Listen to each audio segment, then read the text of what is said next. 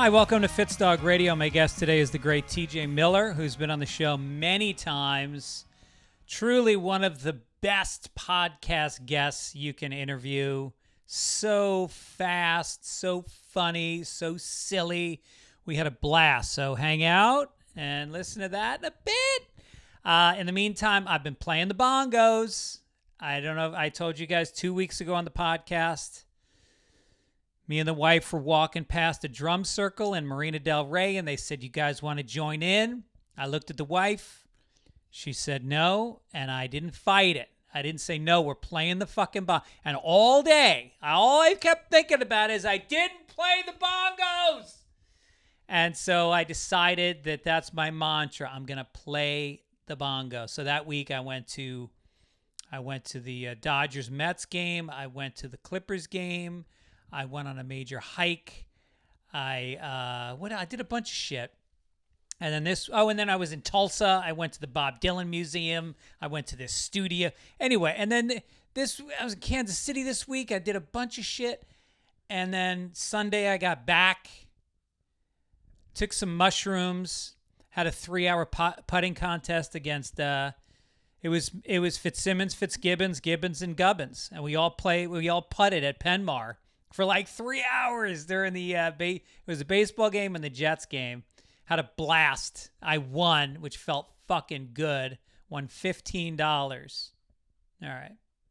Anyway, shout out to Rogan and Theo Von, who they just did a podcast, and they just threw me a love fest, talking about how much they love me and what a good guy I am. And Rogan was talking about how much he loves my laugh, and talking about the old days when we started out. We used to have so much fucking fun. When we started in stand-up, there was like 2 camps of comics in Boston. There was the guys that were esoteric and smart and clever, and I respected the shit out of them. Guys like Dave Cross and Mark Maron, and although Maron played the mainstream clubs and he did the alternative clubs, but I think I sort of sided a little. I did both clubs, but I sided more with the like down and dirty club scene. And me and Rogan used to go out, and we'd go to a clam shack in Cranston, Rhode Island on a Tuesday night. Big-haired girls and Guido guys and a shitty sound system. And we would just go up and just try to shock. And we just cracked each other up. And then we'd drive an hour and a half home together laughing about it. And we did that for years. And it's just so many great memories. And so, yes, that was nice. That was a nice little clip somebody sent me of them talking about me. And I want to get right to the interview today because it was a fun one. And but I also want to talk about my bookie, because support for Fitzdog Radio comes from my bookie. Look, there's a lot of sites you can play sports and bet with, but my bookie, I have so much fun with them. They are there's no bullshit. It's just straight up action. They give you an edge. If you love to win at football, which I do, I've been on fire because I just bet underdogs. Here's a little tip from Fitzdog Radio: bet the underdog. They're cleaning up this year. Everybody's suicide pools are over. Everybody's been knocked out because if you lose one game in a suicide pool, you're out. And I won my pool last year, and I got knocked out about 3 games in this year. Everybody did. It's an exciting year to play, and my bookie is a great way to do it. They've got this thing where if you use promo code FITZ, F-I-T-Z, they'll double your bankroll. 100% deposit bonus. So it just makes it easier to win. And they've got a new loyalty rewards program. You can earn extra cash just for playing a lot. No strings attached. So, look, I mean, big offenses are winning this year. That's another tip. Everybody's running. The running teams are winning. The scrambling quarterbacks are winning. So they've got this risk-free Thursday. So find out about that where you can't lose. When you're ready to get started, use my promo code FITZ, F-I-T-Z. Claim a bonus that doubles your money on your very first deposit. You heard that right. Double your money with promo code FITZ. That's FITZ. Before you even place a bet, bet anything, anytime, anywhere. You could be waiting online at the pharmacy. You could be at your job. Maybe you got one of those jobs where you got a little downtime. And you can research. You can have some fun. You can play anything. The sports book, it gives you control and rewards you for every moment of play. Get involved. Also get involved in seeing me live. I'm going to be in Helium in Philadelphia, November 7th to the 9th. That's going to sell out. Get your tickets in advance at fitzdog.com. Also coming to this November, Tacoma and Tempe. December, I'll be in San Francisco and Cleveland. January, I'll be in Atlanta and Janesville, Wisconsin, and Nyack, New York, and Raleigh, North Carolina, and Milwaukee. Big January. Also, Vegas, Hollywood, Pittsburgh. Go to fitzdog.com. Get some tickets. Also, if you have not seen You Know Me, I can't imagine any of you haven't seen it, but if you have not, we're at 420,000 views. It's on YouTube. It's free. If you can, subscribe. That helps a lot. Subscribe to my YouTube channel. Check it out. If you've already seen it, cue it up, hit play, and then go do the dishes. Get me another count. I want to get 1 million. I'm going for 1 million this year. So get a part of it.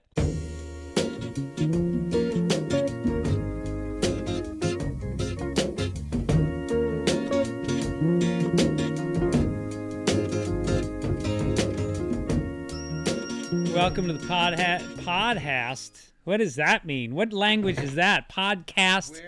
TJ Miller just showed up. He's wearing some kind of hip-hop feeling thing. That's awful lot of cough syrup. What? That's an awful lot of cough syrup. I had a great story about this. All right, here we go. That's how we start a podcast, with a story. And it was a story. In the middle, we kind of just think.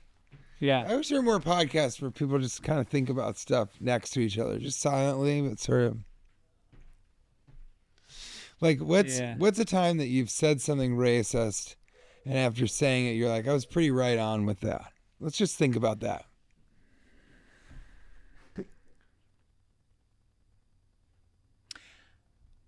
I was in New Bedford. I didn't want to hear it. No. I have my own podcast called Thinking on It. But I was sued by George Wallace, who I couldn't remember his name for a second. The politician or the comedian? The comedian. Yeah. I have a, let me get these off. I had a moment last night that was sort of accidentally, I have a traumatic brain injury, a TBI, we'll call him in our circle. Yep. And I had a friend with me at the show last night, The Laugh Factory, and George Wallace went up. Really? Yeah, it was great. It was a stacked lineup. Tiffany Haddish went up. George Wallace went up. I was there.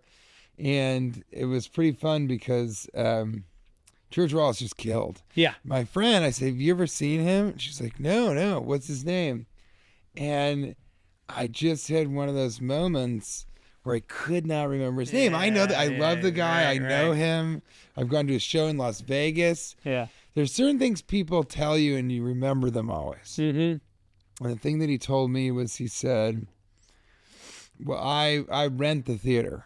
So I keep he kind of implied, like, I got to a place where I own the theater. Yeah. So I decide the terms of the tickets, the ticket sales, what my cut is, which I'm sure is 100%.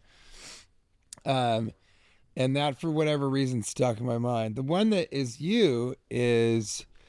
I always think about this when I think about you. Yeah. And it was when you said, women are less than. And I said, than men? And you said, no, than anything. Well, that's the way I was able to get You just got Fitzdog. You got Fitzdog! I knew you were going to beat me to a Fitzdog. I came in early. Yeah. I came in dogging it. You came in dog. Now, let me ask you something. I'll tell you what it really was. I mean to ask a lot of my guests this. What is it like when you're on your way here? How does it feel knowing you're going to get Fitzdoged? You ask a lot. You ask almost every single one here. Yeah. I look forward to it. I think it's something that you know how they say, well, it was nothing to write home about. getting Fitzdog is something to write home about. Right. Longhand. Yellow legal pad. Yes. Lick the stamp, and then you go, wait, why am I licking this? And it has gum on it.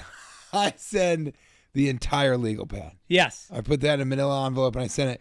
No, you know what I think about when I think about you is you told me about social media. You said, it feels like it's everything you can do to reply to everyone. Takes such a big chunk out of your day. And I never thought about that. And sometimes when I go and I reply to comments, I think about you. Yeah. Fondly. Well, can you guys keep it down a little bit? Or bring it up a little bit. Or bring it up, either up or down. People want to know, like, how unprofessional is thegreenlabtv.com? Thank you. I heard they're not very loud when they care. Well, it's like my friend when we play golf. That's exactly what he says. Either talk louder or don't talk. But it's that in between that kills you. It's a pretty strong flex. Yeah. Tell everybody that you play golf. Yeah. How often do you play? Every Friday morning for, I've played my whole life, but we've got a standing game for 15 years every Friday morning. You want to know what the foursome is? And I'm not making this up. Hold on. Let me try and care. Okay, try and guess. Let me try and care. Okay. Let's see if I can care.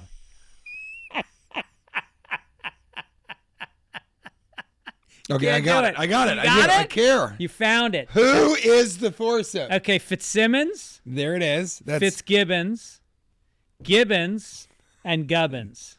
I'm not making that up. They love it. You know, at the starter thing, they have a big speaker because everybody's waiting to play, and they announce the next group, and he always does it in that order because he knows it flows. Yeah. Fitzsimmons, Fitzgibbons, Gibbons, and Gubbins.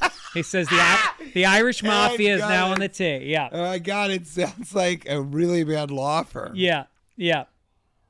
Well, it sounds more like the cops that the law firm is prosecuting on your behalf. Yeah, Fitzsimmons. What is it again? Fitzsimmons, Fitzgibbons. Fitzsimmons, Fitzgibbons. Gubbins, and Gibbons and Gubbins. And Godfrey. Yeah, and Godfrey. Godfrey the Who, by the way, most underrated comedian in America. I don't like saying that anymore. I like saying, because people come to me all the time, they go, oh, I love this movie that you were in.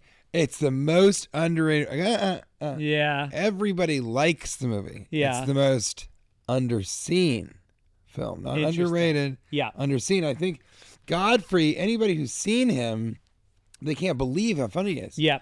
I got really high, and there was like a party. I mean, it must have been a holiday party or something at the Comedy Cellar. And I play the Cellar, but it's not really my like hangout scene thing. That's more the Stand. But I went in there and I got so stoned, and he was sitting at the special table, you know. And I walked in, I saw everybody talking and interacting with each other and all the sort of social stratospheres, the status anxiety that's always permeating or percolating within that sort of world. Yeah. And it was such a funny moment. I sat down next to him and I was like, hey, Godfrey, he's great. And he's having a little bit of his food and he likes me. We have a lot of fun together. And I'm talking to him and I just go, I get it now.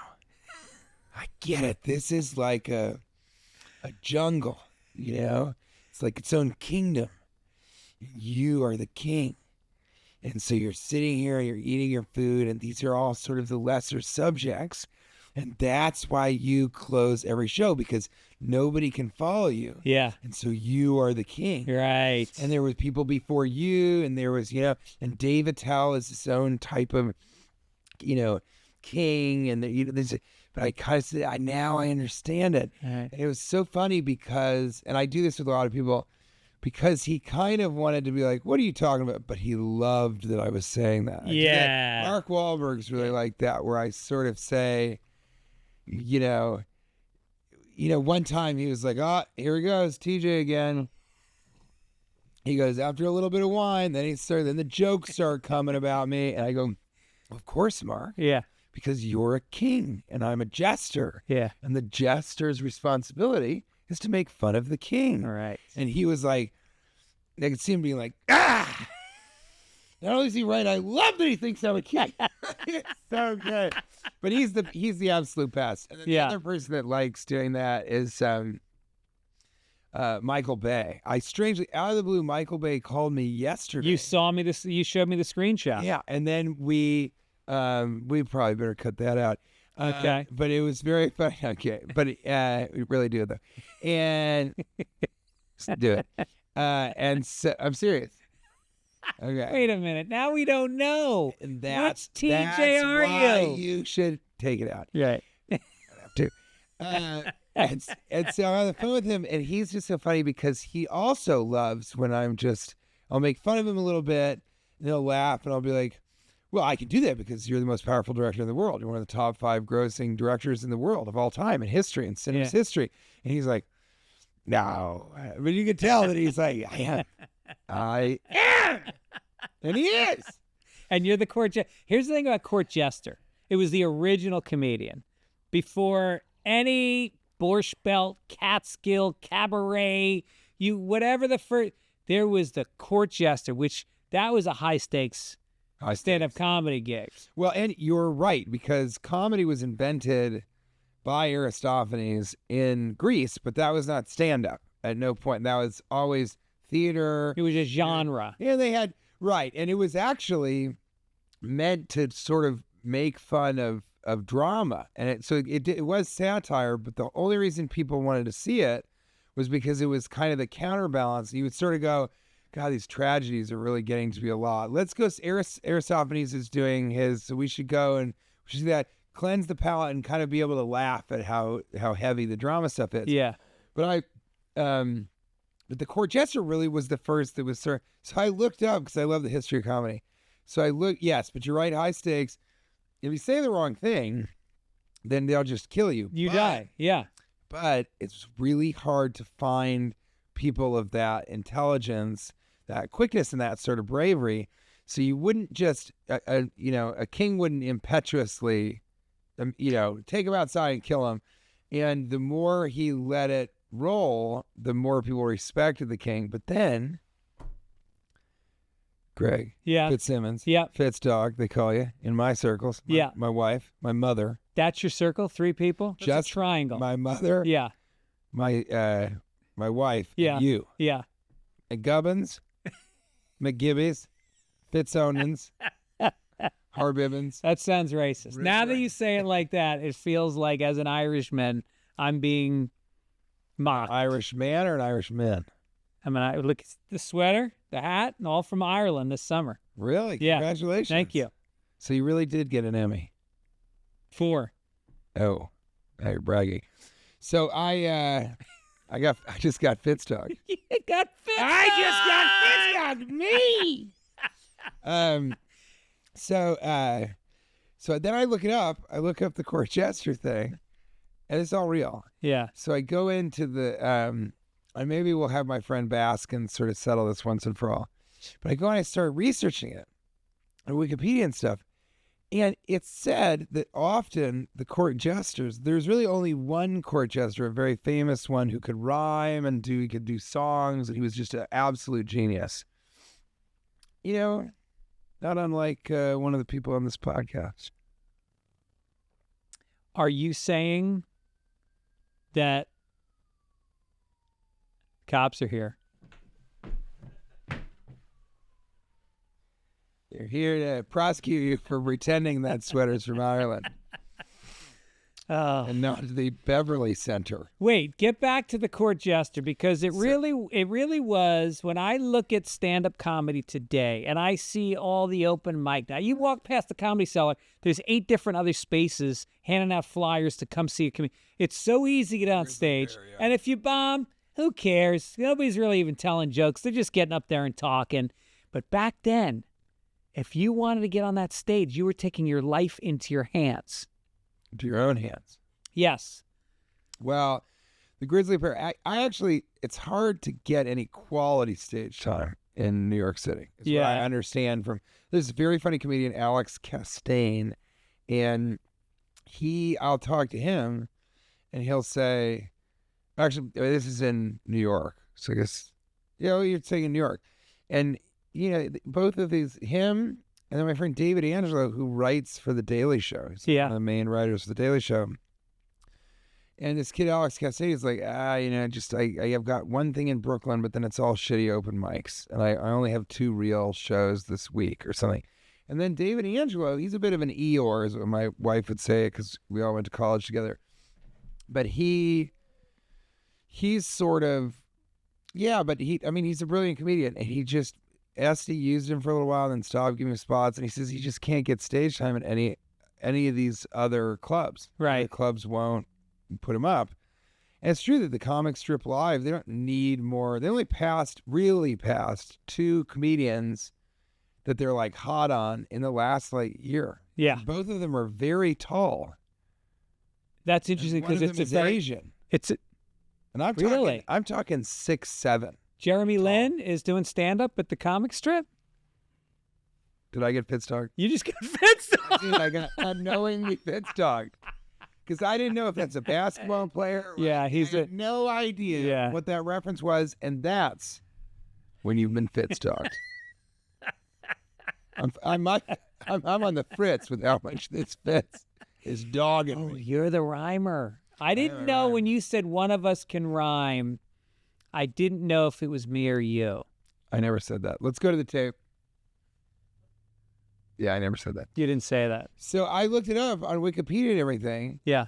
It said that there was this one famous jester, and then the rest of them were like dwarves and mentally handicapped or challenged, however I'm supposed to say that and not get in trouble now. So it was more like New York Comedy Club. Congratulations. You're in Hollywood. So, welcome to Hollywood. By the way, I hate that I threw New York Comedy Club under the bus. I love that club. I couldn't think. It was the first club that popped into my mind. What would it be, though? It would be Dangerfields, maybe? Change it to Rodney's. I think it would have been Stand Up New York. Yeah. But that guy, did you hear about that? That they made it, they like came together as a union and struck. Who did this? The staff? All the staff, because he wasn't paying anybody. And then all the comedians chimed in and said, I haven't been paid for stuff that I've done a year ago. No kidding. And the story with him is, I think it's very interesting. This is all very public. I did his Jewish comedy festival. You're Jewish. It was, no, I'm a maybe Jew. Okay. Because my mother is adopted. Oh. So we don't know. Mm-hmm. And so, but I went and I did the show. It was very fun, and I told the jokes about being a maybe Jew. And then he asked me to go to Miami. And at the festival, so it was in Coney Island or Brooklyn. It was so successful, and he paid us pretty well. And he said, we're gonna make so much money together. And he's like, the next one's in Miami. This is the owner of Stand Up New York. Yeah. And he said, well, I'm going to, we'll get this thing going in Miami. And then he came to me and he kind of offered me the same amount of money. And I was like, no, that's like in town when I can be in my bed. If I'm going to Miami, if I'm doing this thing, certainly if I have to forego other comedy club work, you got to pay me more. And he was like, all right. Well, let me talk it over. I'm like, well, you really have to. And he's the guy that would always be like, I don't want to talk to the agent. Let's just do it you and me, which is such a slime. It's the worst. Yeah, that's the worst. And so, and I've gotten screwed over like a couple of times in the last couple of years with that. And so then he called me back later and I was like, hey man, what's going on? Because my picture's on the website, So what are we gonna end up doing? He's like, remember what I told you before? I go, yeah. He goes, that's what I'm gonna pay you. That's the only thing I'm gonna pay you. I'm not going any higher than that. And I was like, well then, then this needs, you got to talk to my agent because it's got to be more than this. So yeah. He goes, okay, fine. My agent kind of went to him and, said, hey, it needs to be this and nothing less. He said, okay. Turns out, what he did was he used my picture and me in the lineup to sell tickets. And then knowing he wasn't going to book you. Exactly. And so then the old bait and switch. It is literally the old bait and switch. And then Paul Mercurio shows up. And then it makes me look like such an asshole. Because then he goes, well, TJ was supposed to show up, but he didn't. Wow. So he's a real, like, scumbag. He's a scumbag. He's kind of a scumbag. Yeah. And then now he has a club in Times Square, but I kind of stopped working with him. And then he did this other weird thing where Does he still have Stand Up New York? No, he sold it to New York Comedy Club. In fact, so now they have 3 clubs. Interesting. Which I kind of like them. I like Emilio, although I haven't talked to him in a long time. I like the girl Candy that books it. They're great. I think the staff really feels like they're a part of something really cool and growing. But then I got a phone call from this owner, and he called me and he left a message or something. I didn't call him back, I don't think. But he left a message. It's like, TJ, I'm trying to call you because it's Rosh Hashanah and we're supposed to sort of make our apologies and atone, but it seems like you're mad at me and I don't know why. And I just wanted to straighten things out and get things to where they are or something. And I didn't answer. And then he texted me a couple times. Maybe I texted him back once, but I was like, how can this get better? I can't trust this guy. Yep. I don't need his club. Right. I like it. And his booker I liked a lot. So I did the show a couple times for that booker, who's now the booker at Rodney's. And that guy, John Bormio, I always say his name wrong, but he's fantastic. And I'm not going to play his club, and then he showed up at another show they were doing at a hotel to try and talk to me. Wow. And I just was like, "What? I can't trust you anymore. Yeah. You screwed me over. I know your character, and now your entire staff went on strike because you're not paying the people that have absolutely no power, who can't decide. They can quit, but they need the money that they're being owed. You know? And so it was just like that club, and now that club's a New York Comedy Club, I'll come back. But that would have been my reference because of what happened. It was very public in Manhattan, in the New York comedy scene. New York Comedy Club is such an institution because they were the club that, when the Strip was hot and the Cellar was hot and all that, New York comedy Catch, just like that era. Catch, well, they were always the club that just like hung in. It was a small room. Yeah. It was down and dirty, and now it's like it's still got the spirit of old New York comedy. You know what I mean? think that's right. There's something legit about that room. It was the first, and I want to ask you, but it was the first place that I did a bringer show. And so I rounded up a couple people. It was my wife and it was Kate and probably a few of her friends. I think you had to bring 5 people or something. And then for each person you didn't bring, you had to pay. So this is when you're just starting out. Really starting out. Yeah. I mean, it would have been right after college. Right after college. And it was New York, and I never forgot. I got on stage and the stool had split, and so they put duct tape around it rather than buy another stool. How much could a stool cost? There had to be some part of them that was like, it's part of the aesthetic. But how much does a stool cost? $40? Or you know what? You go to a sample sale. You get a stool sample. You just get Fitzdog! This is why I come on. To be Fitzdog. Yeah, and it's like... Kate says, are you some sort of masochist? Do you like going on and getting Fitzdog left and right? And I say, it's better than getting Fitzdog. Oh. I did not Fitzdog anyone on that one. You are going to show up at your gig tonight at the Improv, and you're going to be there's going to be perspiration, the hair is going to be a little frizzier, and they're going to be like, did you just get Fitzdog? Yeah, they're going to know it. Yeah, they won't even say, did you? Yeah. Oh, TJ, sit down. You obviously got Fitzdog. We're not even going to ask you where you were. There's only one man that can dog you like this. It's Fitz! Gubbins, Hubbins, and Mary Poppins. Your brain disorder does not allow you to recall that it's will. Fitzsimmons, Fitzgibbons, Gibbons, and Gubbins. Gibbons. You know Gibbons. You've met Mike Gibbons is my best friend since college. We host a podcast together called Fitzdog Radio. He created Norm's show. He created Spade's show. He created he was their television shows. Yeah, he was the head. Yeah, awesome. he was the head writer on the Tom Brady roast. Wow. But you've been on shows that he's produced. Yeah, I love the guy. I mean, what a ridiculous name. So what was your His mother just died. first Thank you, man. I mean, why would you talk about him? Let's just sit in that for a second.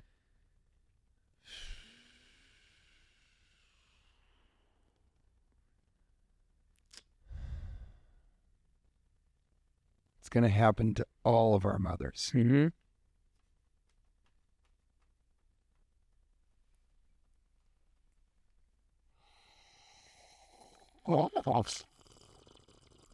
It's a tragedy.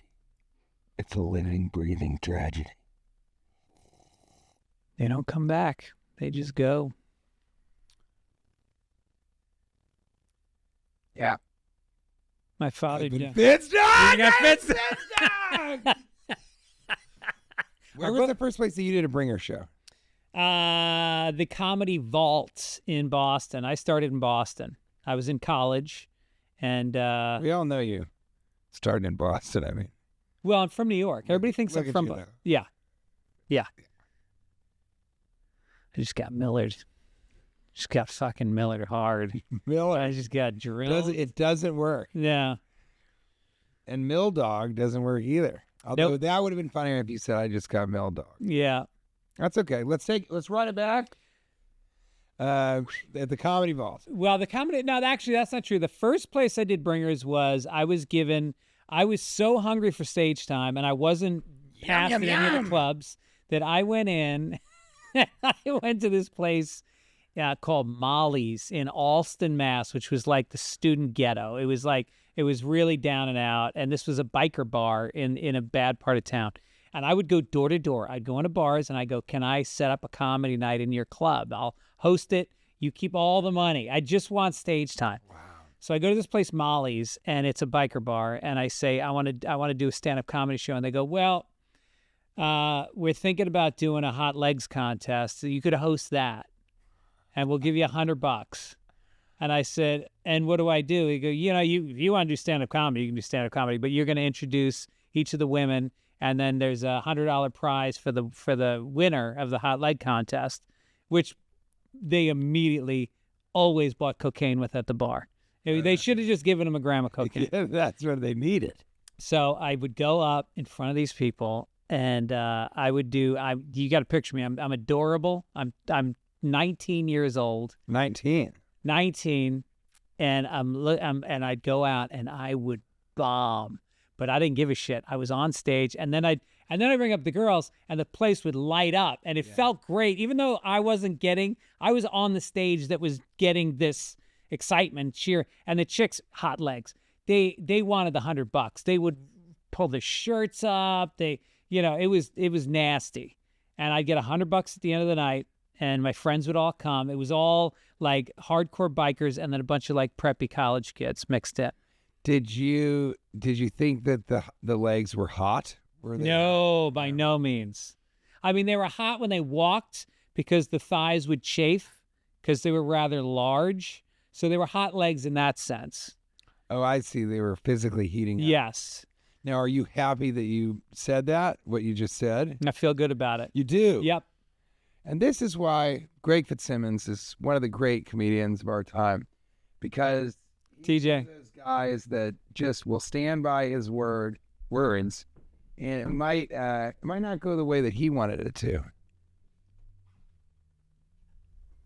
Is that you can't possibly say he's a great comedian.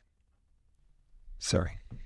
I've crawled my way to the middle. I'm staying right there. Staying right The there. middle, baby. Woo! I can walk down the street. I don't pay a lot in taxes because I don't make a lot. That's great. And why do you do this? This podcast, Yeah. I've done it for 14 years. I've done about 1,200 episodes. I've done an episode every week, like Sisyphus, pushing the rock up the hill. Sisyphus, you don't stop Sisyphus with his shoulder against the boulder and say, why? You just stand back and you admire the metaphor. Shoulder against the boulder. Why do we say that? Nose to the grindstone, shoulder against the boulder, Yeah. pelvis against the mug that looks like Elvis. Why isn't it just pelvis against Elvis? It's not really an object, Yeah. Dead. just like your friend's mother. What's his name? Gooby. Gooby Wibbin. McHoons. That's right, McAllister Ribbons. We just call him Orphan around here. Orphan boy. Mick Orphan. Orf Gibbons. Gib Orphans. Wait, you must have had Gib Orphans is my favorite one. Can we all? Yeah, I think that's on the board. Can we check the board? Yeah, number one. That ended up being the number one thing. Look, do you mess around with, and you're right, shoulder to the boulder. Look at him checking not one, but two phones. Mm-hmm. Now, I'd pay more taxes. Well. Have you been messing around with, yeah, I'm going to use this one. Do you mess around with AI a lot? No, but we're starting to get into it. Okay, here we go. Little bit. My friend of mine showed me how during the podcast you can use AI to say, like, so I just flew in from Detroit yesterday, and an animated plane. You don't have to type in plane. You don't have to move a cursor. The software will make a plane fly through. Or you could say, Elvis mug, and an Elvis mug will come through the sky and pop down on your table during your podcast. That's pretty sweet. That sounds like a pretty cool tool for podcasts. Using AI to add dynamic visuals based on what you're saying can make the content more engaging and fun for viewers. It's great how technology can enhance creativity like that. Are you thinking of trying it out? Yes. Yes. Awesome. It could add a fun, dynamic element to your podcast. If you decide to give it a go, I'd love to hear how it works out for you. Anything else on your mind about podcasting or something else? Yes. Is TJ Miller a difficult guest to book on a podcast? TJ Miller is a well-known comedian and actor, so booking him might be a bit challenging, especially if he has a busy schedule. However, if you have a compelling pitch or a connection through mutual contacts, it could increase your chances. Have you thought about reaching out to him for your podcast? Yes, but I'm nervous because I'm Irish and I heard he doesn't like Irish people. Is that true? There's no public information suggesting that TJ Miller has an issue with Irish people. It sounds like a misconception. If you're interested in having him on your podcast, it could be worth reaching out with your idea. You never know until you try. Conrad, it's TJ. I'm actually on Greg Fitzsimmons' podcast. Are you familiar with the comedian Greg Fitzsimmons? Can you tell me everything you know about him? So is a scary moment. Like when it clicks, he's thinking and searching the entire internet. That's not a good sign. He's just being comprehensive. I'm familiar with Greg Fitzsimmons. He's a seasoned comedian, writer, and host. Known for his sharp wit and insightful humor, he's been in the comedy scene for years, with numerous appearances on shows like The Tonight Show and Conan. Greg also hosts a popular podcast called Fitzdog Radio, where he interviews fellow comedians and celebrities, blending humor with deep dive conversations. What's got you feeling nervous about this podcast appearance? I'm not nervous at all, but we're doing the podcast right now as we speak, and we just talked about jesters. Ah, got it. Sounds like a lively conversation. Court jesters were entertainers during the medieval and Renaissance. He's got it. Known for their humor. Got it. Jesters were also known for their clever use of humor to speak truth to power, often getting away with things others couldn't say. It's interesting how their role combined comedy with a bit of social commentary. What's his name? Discussion take an interesting turn? Conrad. Something on your mind about jesters or the conversation? Conrad, if there is a God, how does he allow things like famine and pedophilia? He's heard this 1,000 times. That's a big question, and one that many people have grappled with. The existence of suffering and evil in the world is a central topic in the philosophy of religion, often referred to as the problem of evil. Some argue that free will allows for the possibility of moral evil. Free Willy? Others see some the movie. free will is the All right, enough. I get it. I don't need to host a podcast. I just need a phone. I got it. I want to know. No, I do want to know. So I looked up jesters, and a lot of the research says that they were just mentally challenged dwarfs, or, just kind of hobbled, sort of people to make fun of. So they were less sort of brilliant, almost stand-up comedians and, satirical, sociological humorists. But they were actually just sort of freaks to be made fun of by the court and the king. It's true that jesters had a varied history, and not all were witty or satirical performers. Some were indeed chosen for their physical differences or disabilities, which were seen as entertaining to medieval courts. While some jesters were talented performers, others were marginalized individuals who played the role of the fool for the amusement of others. It's a complex history, blending both tragedy and comedy. Well, God damn it, it's so good to talk to you. You really did well on the Fitzdog radio, and I gotta say, Conrad, you never cease to amaze until you don't. Thanks, DJ. I'm glad our chat added something extra to Fitzdog radio. I'll do my best to keep up the amazement. If you ever need anything, you know where to find me. Are you ready for this? Can you create sort of a podcast opening in the style of Greg Fitzsimmons? So sort of do an impersonation of him kind of doing the beginning remarks for his podcast, Fitzdog Radio. While I can't do impersonations, I can create an intro in the style of Greg Fitzsimmons. Here we go. Welcome to Fitzdog Radio, where comedy meets insight. I'm your host, Greg Fitzsimmons, bringing you another episode packed with laughter, thought-provoking conversations, and a little bit of that Fitzdog charm. So buckle up, folks, because we've got a great show lined up for you today. All right, now, because I'm not going to make fun of it anymore, can you do a joke in sort of the style of TJ Miller about Irishmen? Sure. Here's a TJ Miller style joke. So, I was in a pub in Dublin, right? And the bartender says, "What'll it be?" I said, "I'll have a Guinness and a side of your charming accent, please." He laughed and said, "We charge extra for the accent because, let's face it, everything's better with a little Irish charm, right?" That was really bad.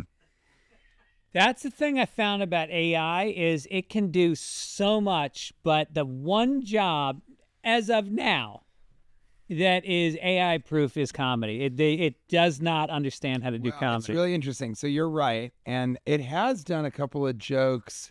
It had one where it made fun of, I said, make fun of how cheap my friend Arnold is in the style of TJ Miller. And it kind of said some things sort of like that. Wasn't that funny? And then he goes, I mean, did his soul come with a coupon? Or like, and he was Oh, like, really? that was pretty good. And then the creepiest one, this is kind of why I want to talk about all this.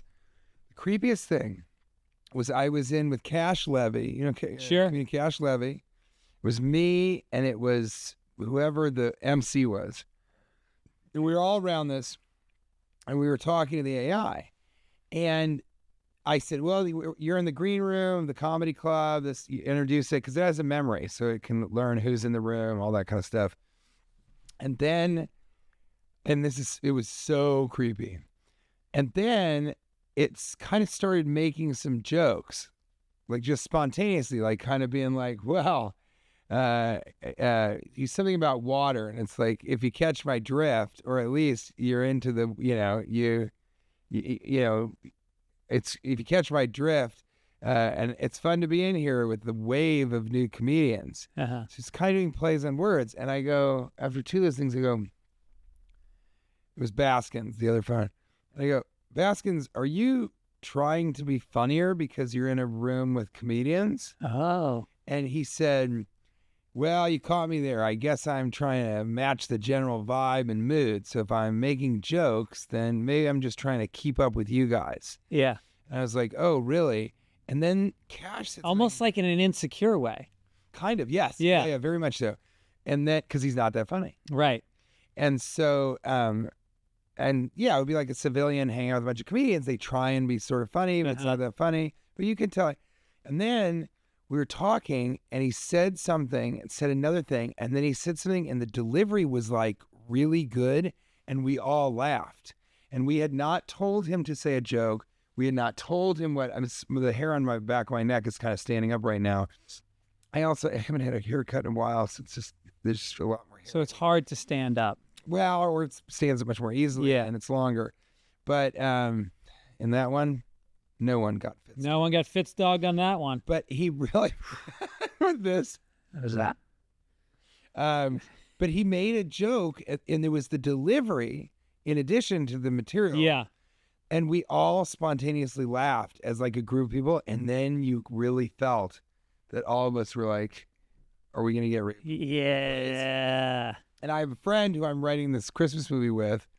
I hope. We had some conflict these last 48 hours. Maybe I'll ask you what you think about this. Okay. So, this friend of mine, he said that another friend of his went to school for coding. This was like 6 months ago or a year ago. And my buddy said to him, he goes, you shouldn't do that. It's a waste of time because AI is going to be able to do all of it. Uh-huh. His friend's like, no, that's not true. It's they're always going to need human intervention and all this. So he went through the whole coding thing, and I think he dropped out like towards the end. And Jay was like, well, what you dropped out? He goes, yeah, AI is already doing it. Yeah. Because you can tell AI, my buddy, I go, I don't know I'm not really using Chat GPT for anything because what can it do for me really? Yeah. My buddy was like, oh my God, I use it like 5 times a day. I was like, really? For what? And he showed me, he said, I came up with this idea for an app. And I asked it for 10 possible names for the app. Then I asked it to code the entire app, and it did it in like 30 seconds. No. Showed me, and it was code that went on. It was What? It was like pages and pages of code. And then he said, now tell me who I should give this code to, or teach me how to input it. And then tell me, how do I take this app and get it into the app store? So he just asked, he came up with an idea. And then he says, now I want you to actualize it. And the robot did everything.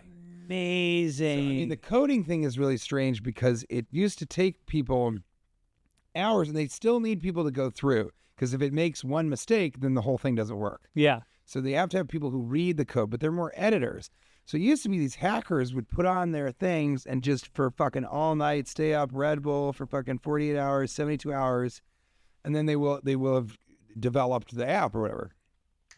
Now ChatGPT just does it right away. My friend is a copywriter at an ad agency, and he said there used to be 15 writers. Now there's 2. I mean, my kids are like, I just paid for my kids to go to college, and there's no jobs. They don't even answer your resume. My kids' friends have sent out hundreds of resumes to get 1 or 2 responses, to then go through 6 rounds of meetings to be offered a permalance job for less than what people were making 10 years ago for the same position with no benefits. Yeah, and you know what?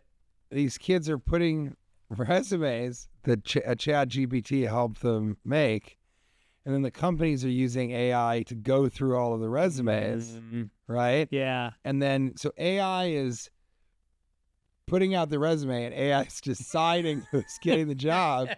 And so we're very, very close to it. And then the scary thing that I had a moment with this guy, Brian Burke, who was a producer on Cloverfield and worked with J.J. Abrams for years. And he came to one of my shows. And after the show, he came up to me and he goes, oh, Hollywood is like over. I was like, what? He's like, I left and I've been on a tech journey for 7 years, but now I'm sort of doubling back. He goes, but there will be no actors. He goes, you're fine. Because live performers, there will always be live performers. They will always need live performers. But he's like, in 5 years, there will be no actors, And, it was, it was just, and I Like, said, what are they going to use for like a lead in a movie? That's going to be AI generated? yeah, I mean, So it's like animation that looks live action, basically.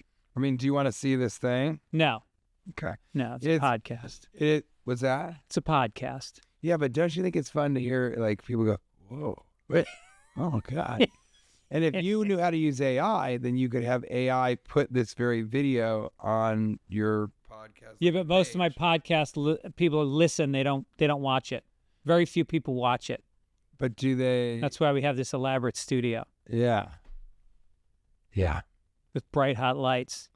Got to do it. We want to be well listened to, not lit, well listened to.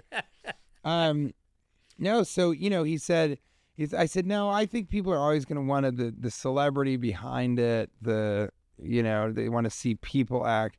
And this was terrifying. He goes, no, they don't. He goes, whatever this new generation is, the next generation or whatever coming up, they don't care if the person on TikTok is real or not. He said, you could show somebody, an old movie, The Sting with Robert Redford and Paul Newman.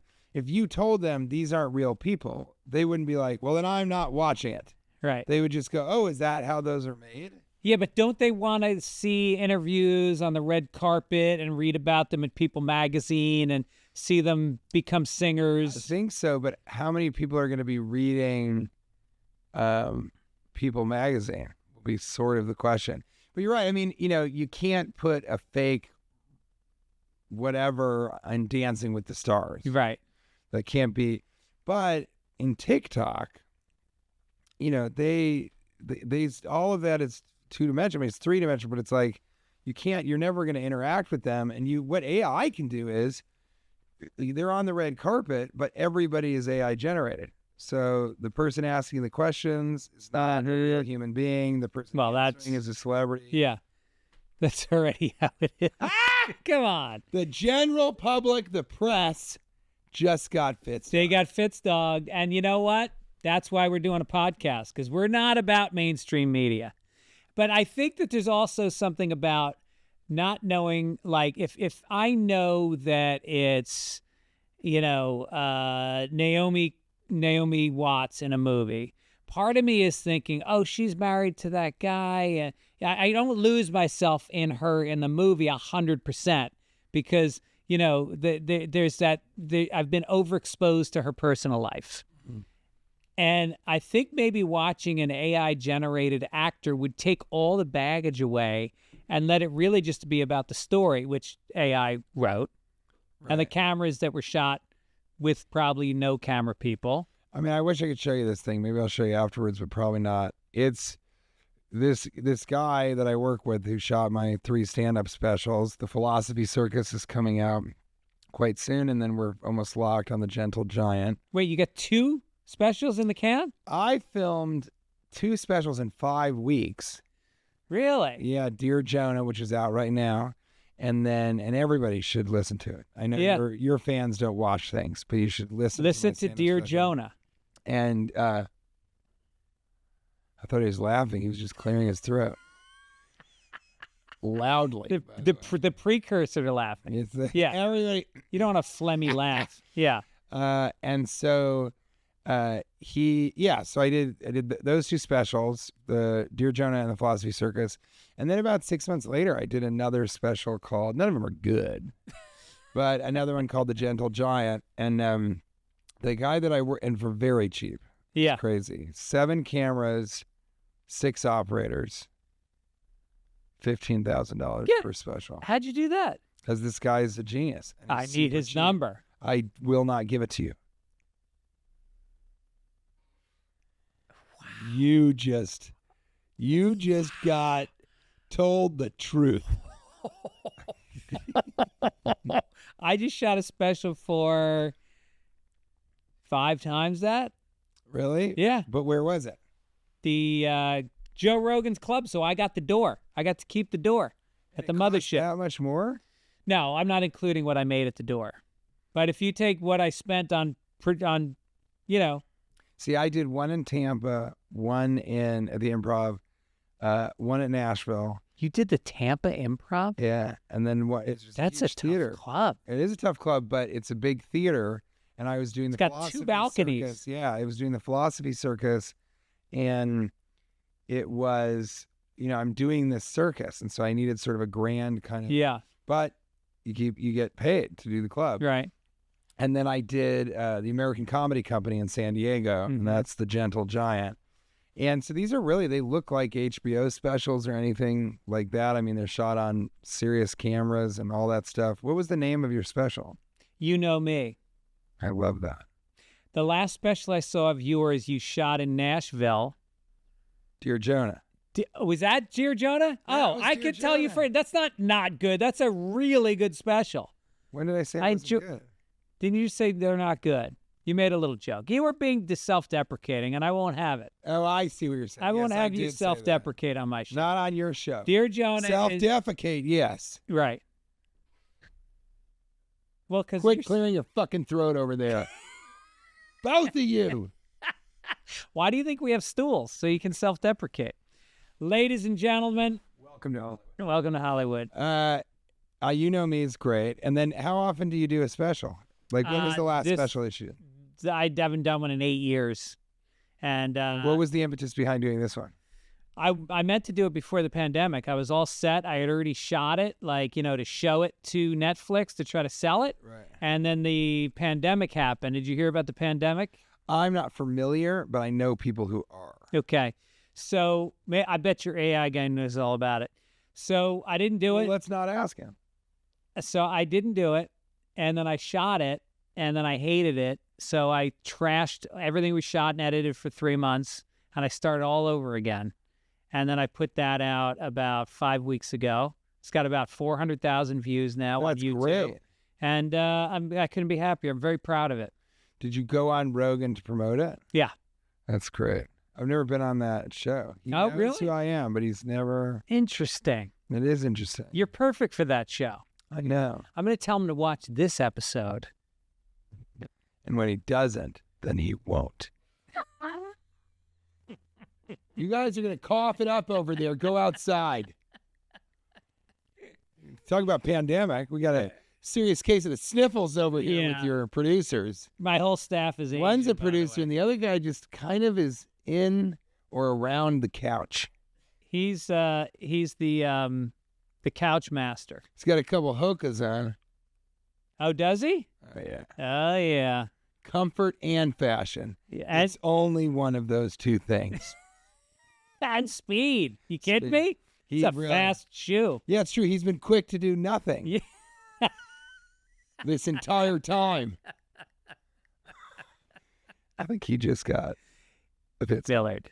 Millard You got dog. Millard. Mill You dog. got Drillard. All right, listen, before we go, because I saw you look at your watch, I don't want you to be late for the I show. was going to make a joke about that where I sort of looked at that and then I was going to go,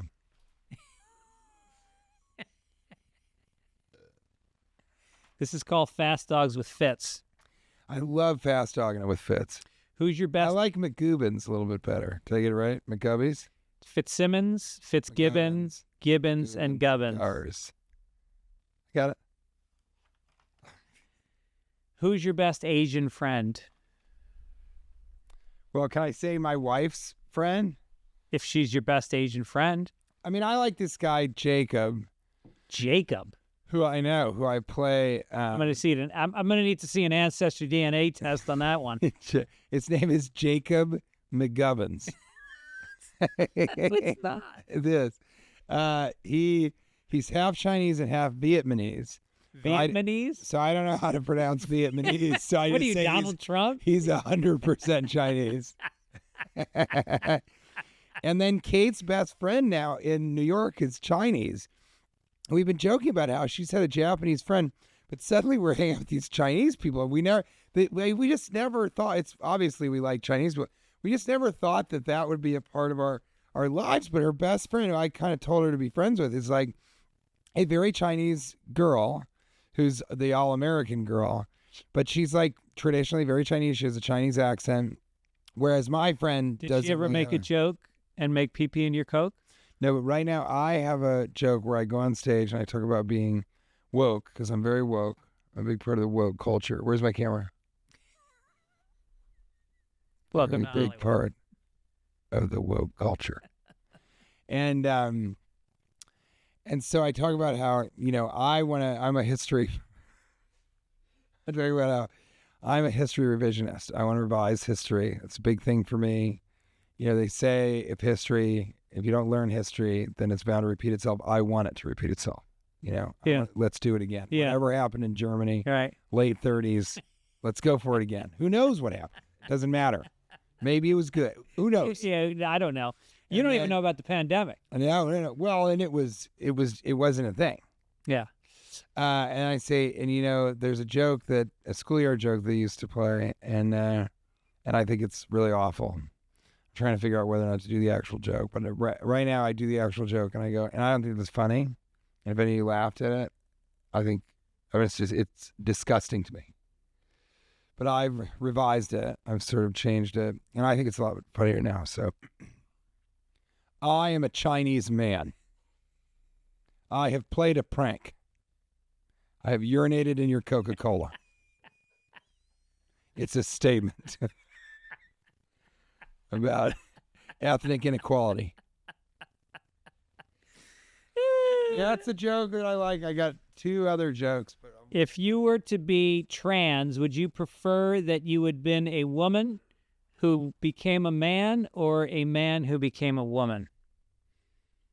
Well, there's so many good jokes about turtles here, but Into the mic. there's so many great jokes about turtles here. Right.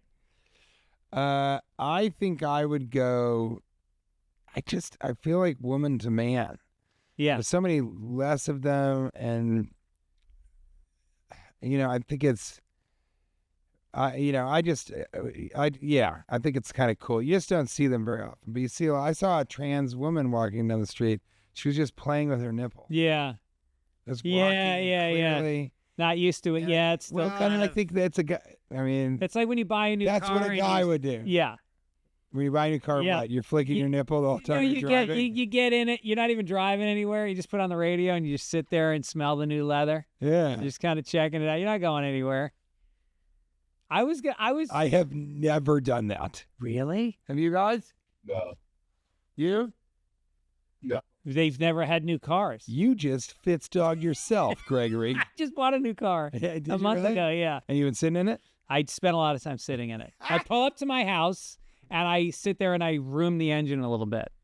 Really? Yeah, it's a Mustang. I drove my kids to the airport today, which is funny because I don't know if you've seen the backseat of a Mustang, but That's very small. my daughter had to sit sideways. That's cool. And then we pulled up to a red light and there was a woman and she was like probably 60 and she was in a Mustang and it was the same model as mine. And so I put it in neutral and I started revving the engine and staring at her. And eventually she looked at me and she just locked eyes with me and I kept revving the engine and smiling and she kept looking in my eyes. My kids are fucking dying. And then the light turns green and she fucking smoked me. I love it because you had to put it in gear. I got that's so Fitzdog! You got Fitzdog, Yeah. an elderly Mustang owner. Last question, then I'm going to let you go. I would like to tell you this trans joke that I have and see if you think it's funny, but it's that Is it at the that could playground? get me in trouble. I don't know. I mean, look, you've already halfway transitioned to a woman. So I think you're entitled to talk on that topic. I just got Fitz bitched. That's our new one now. Fitz bitched. You're halfway to being a woman. You just got Fitz bitched. Oh my God, that's so funny. Because bitch is used in the canine. Yeah. So I think it's really funny. It's about joy, but I got played off by I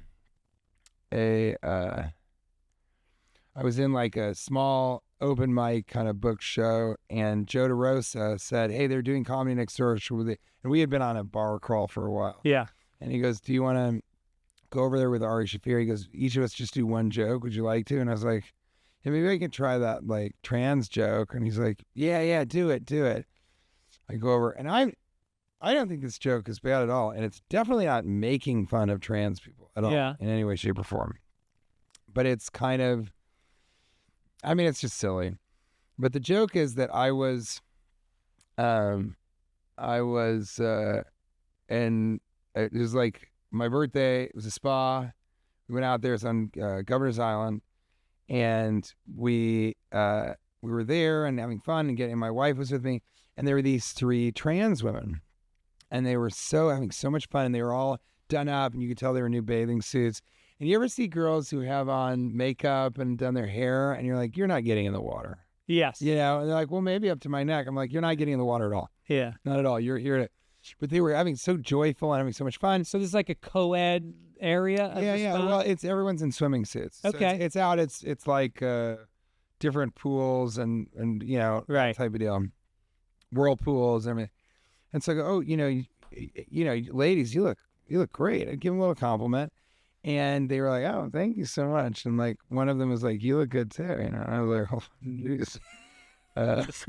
Well, too bad I'm married, you know. And she goes, is it? And I was like, oh, yeah, we guess I don't know. And it was just so fun. And then they were just having I was like, this is just such joy. Yeah. And it just reminded me of when I went to Disneyland for the first time, because the joy that you experience seeing Mickey Mouse and the joy of these, you know, Mickey Mouse and Minnie Mouse and all this stuff, you're just like, oh my God, that's Mickey Mouse. I mean, there's a guy in there, but like, that's Mickey Mouse. I mean, it's a dude in there, but that's actually Mickey Mouse. There's no guy in there. That's Mickey Mouse. I mean, there's a guy in there, but so I didn't even, and I know it's such joy, and they didn't even let me finish they played music. They played me off the stage. It was some Brooklyn ass fucking shit. We were on the Lower East Side. I was like, what is going on here, you guys? So I got off stage. I said, look, it's fine. And also, if you don't like, then you can also just not laugh. You don't have to like censor people. Feel free to judge me, but don't. Yeah, judge. The worst thing you can do is not laugh. Yeah. You play music to get me off stage. I've got a story, right? That I'll later tell on the most popular podcast that has the word radio in it. And so I sat down because I was just going to watch the other comedians, because I was, I'd been drinking. It's like, I love comedy. I love watching comedy. And young comedians are really interesting to me. But people knew that I was in the room, and this happened in Denver. When I go into a room, the dynamic changes. So I'm not really watching people do stand-up like they would if I wasn't there, because I'm not sort of in the crowd. That's how famous I am. Yeah. So, the next person goes up and kind of bombs. But it wasn't that big of a deal. And then the person after that comes up, and he's kind of this ethnically ambiguous kid who you could tell, you can tell sometimes they're like, oh, that guy's funny. Like, he might not be there yet, sure, but he's funny.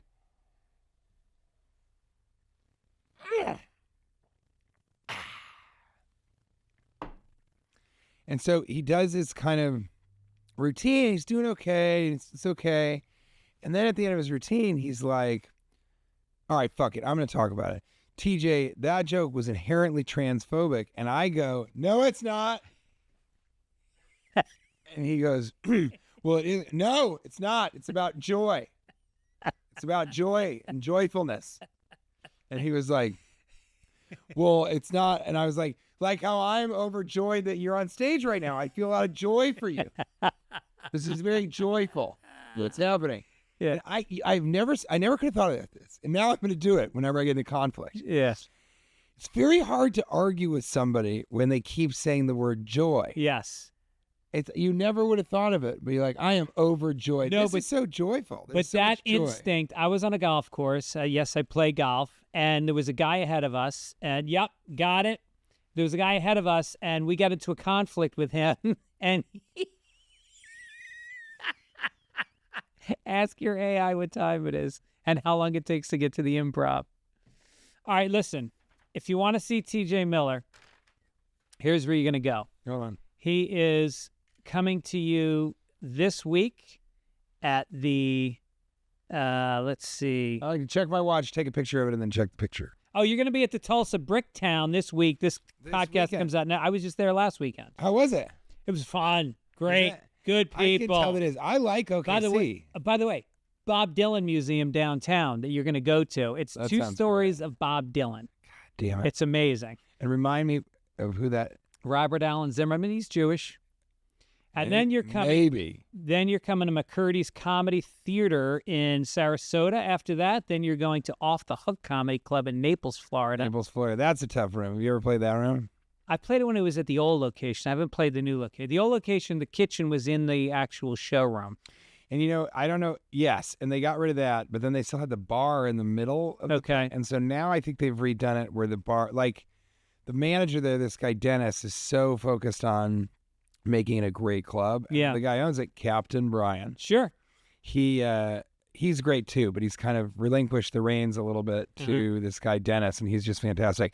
But Off the Hook is great. McCurdy's Comedy Theater. Then you great time in got Tulsa. Brookfield, Wisconsin, Amagansett, New York. You got Jacksonville, Florida coming up. You got Tempe, Arizona. I'm at all these same clubs. Tempe, Arizona, I'm at in 2 weeks. Phoenix, Arizona, Houston. Do you always do this where you just say the city? Well, I feel like if I'm in Tempe and I hear TJ Miller's going to be there, tappity tap tap. Tempity temp tap. Tempity tap, I tell you, you take the temperature. Tempe to tempity tempe. Yeah. And you go, oh, look, he's going to be at this club on this date. I mean, what? This isn't analog.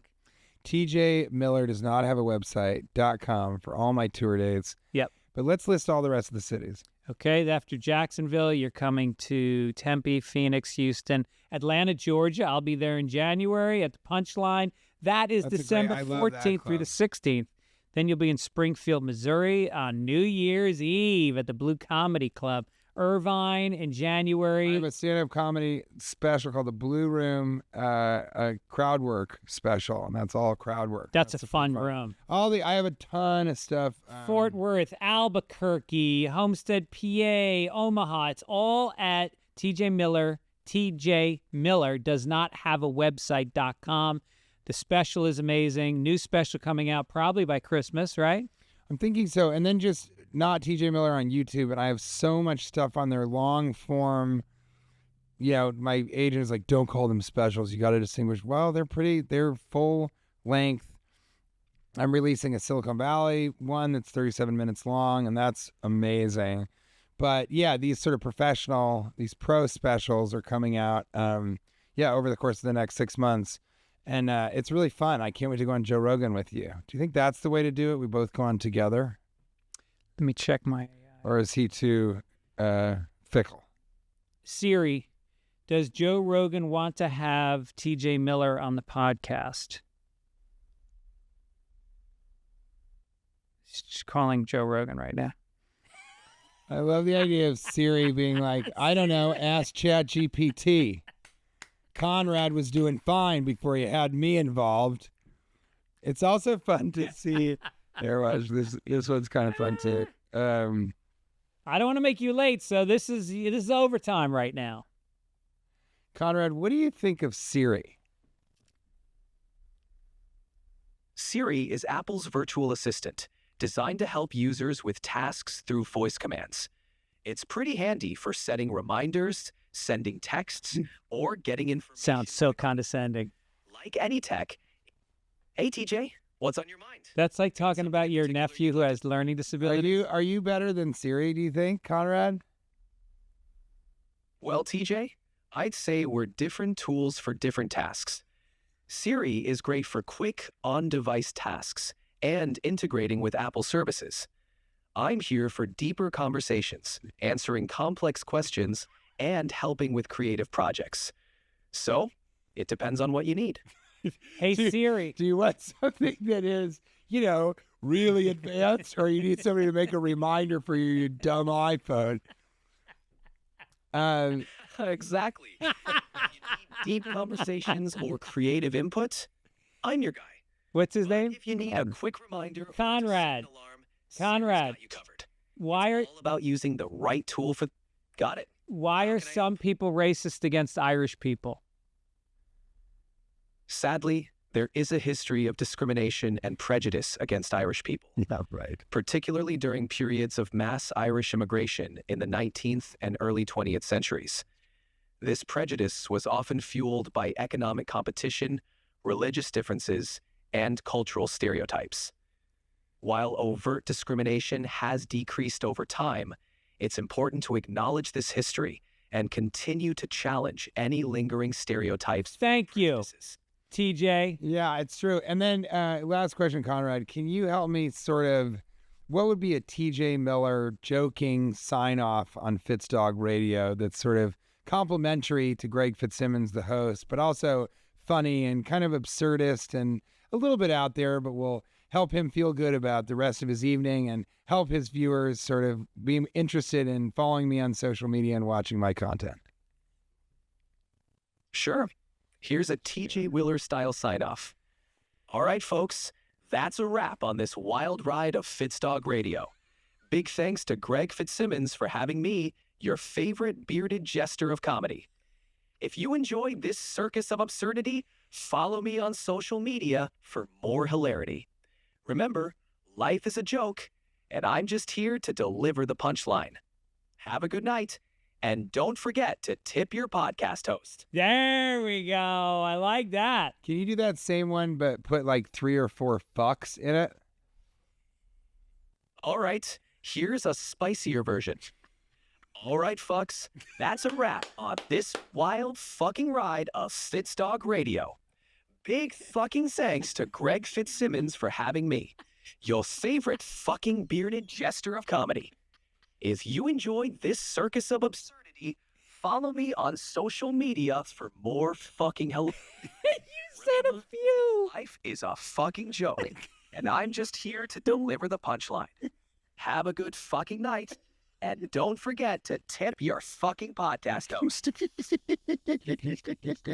Oh, it's great, Conrad.